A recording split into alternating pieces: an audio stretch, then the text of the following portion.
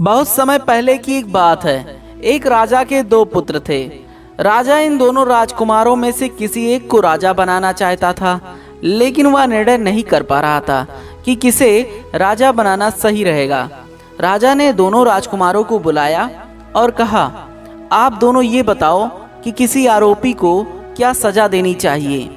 पहले राजकुमार ने कहा, आरोपी को तुरंत कारावास में डाल देना चाहिए और अगर आरोप बड़े हों तो उसे मृत्यु दंड देना चाहिए। राजा ने दूसरे राजकुमार से पूछा तो उसने कहा, हमें सबसे पहले देखना चाहिए कि क्या वाकई में उस व्यक्ति ने कोई अपराध किया है या नहीं।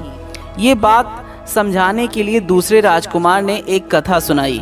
राजकुमार ने कहा, एक राजा के पास एक तोता था। वह तोता राजा को बहुत प्रिय था क्योंकि वह राजा से बातें करता था। एक दिन तोते ने कहा कि उसे उसके माता पिता के पास जाना है। राजा ने तोते को जाने की इजाज़त दे दी। तोता अपने माता पिता के पास पहुंचा और कुछ दिन रहने के बाद जब राजा के पास लौटने लगा तब रास्ते में उसे एक ऐसा फल दिखाई दिया जिसे खाने से व्यक्ति हमेशा जवान रह सकता था। तोते ने सोचा कि ये फल राजा के लिए अच्छा उपहार रहेगा।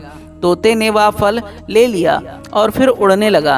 रात हो गई तो वह एक पेड़ पर आराम करने के लिए रुक गया और अमृत फल एक शाखा पर रख गया और सो गया। रात में उस शाखा पर एक सांप आया और उसने उस फल पर अपना विष छोड़ दिया। सुबह हुई तो वह तोता फल लेकर राजा के पास पहुंच गया। राजा फल खाने वाला था, तभी उसके मंत्री ने कहा कि पहले फल की जांच कर लेनी चाहिए। तभी राजा ने फल का एक टुकड़ा कुत्ते को खिलाया तो कुत्ता मर गया। राजा को गुस्सा आ गया और उसने सोचा कि ये तोता मुझे मारना चाहता है, तभी जहरीला फल लेकर आया है। राजा ने गुस्से में तोते को तलवार से मार डाला और उस फल को शाही बगीचे में फेंक दिया। कुछ समय बाद बगीचे में उस फल के बीच से एक पेड़ उगाया। राजा ने सभी को मना कर दिया था कि ये जहरीला फल कोई न खाए, लेकिन एक दिन उस पेड़ के नीचे राजा का एक वृद्ध सेवक आराम कर रहा था। उसने पेड़ का एक फल खा लिया तो उसका बुढ़ापा दूर हो गया। उस सेवक ने राजा को पूरी बात बताई तो राजा को समझ आ गया कि वह तोता यह फल इसलिए लेकर आया था कि मुझे बुढ़ापा ना आए। राजा को अपनी गलती का एहसास हो गया।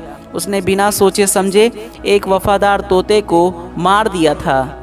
राजकुमार की यह कथा सुनकर राजा बहुत खुश हुए और राजा ने दूसरे राजकुमार को ही राजा बना दिया। इस कथा से हमें यह सीख मिलती है कि हमें किसी नतीजे पर पहुंचने से पहले अच्छी जांच पड़ताल कर लेनी चाहिए। अगर सोचे समझे बिना कोई निर्णय करेंगे तो बाद में पछताना ही पड़ सकता है।